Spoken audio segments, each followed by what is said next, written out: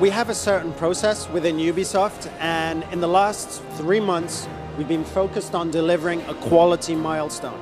So the quality milestone is basically a vertical slice of everything that's in the game at a final level of quality.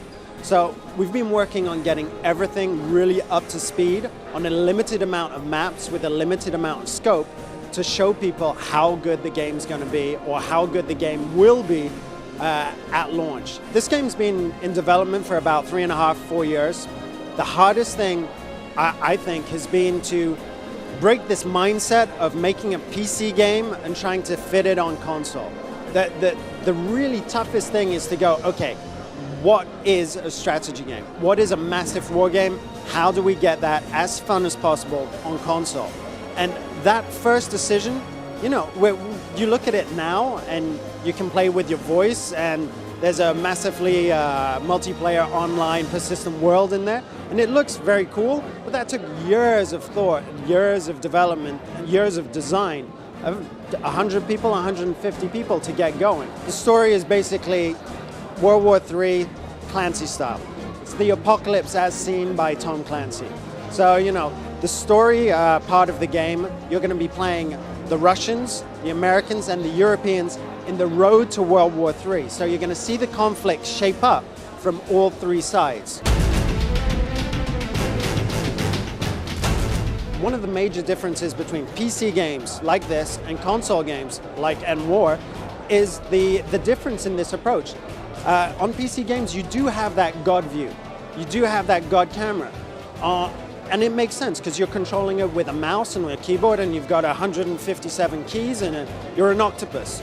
On console, it's a very different situation. And I think people have got used to first-person shooters, used to that visceral experience, and that's what we wanted to recreate. So it's much less about you being a god, more about you being a commander, an armchair commander. You're on the battlefield with your troops. You're commanding them, but the camera's right by them. And that makes a big, big difference. Now, can you take the role of one individual soldier, or is it always a group of soldiers? I know you can take control of tanks and things like that, right? It's always a group of soldiers, so it's always a platoon of soldiers. You'll be controlling 12, 16 soldiers. You'll lose 1, 2, 3, but you'll always control more than one. And same thing with the helicopters or the gunships, as we call them. You'll be controlling four of those at each moment of the game. The voice command has been developed in order to give you control from the first second you're on the battlefield to your last dying breath with the voice command. So it's very simple. With the controller, it's basically like a walkie-talkie. You click down on it, you speak your order, you click off. The reason for that is this is a cooperative game as well, so you can play co-op online with 4 people. When your finger's off the voice command button, you're talking to your co-commanders.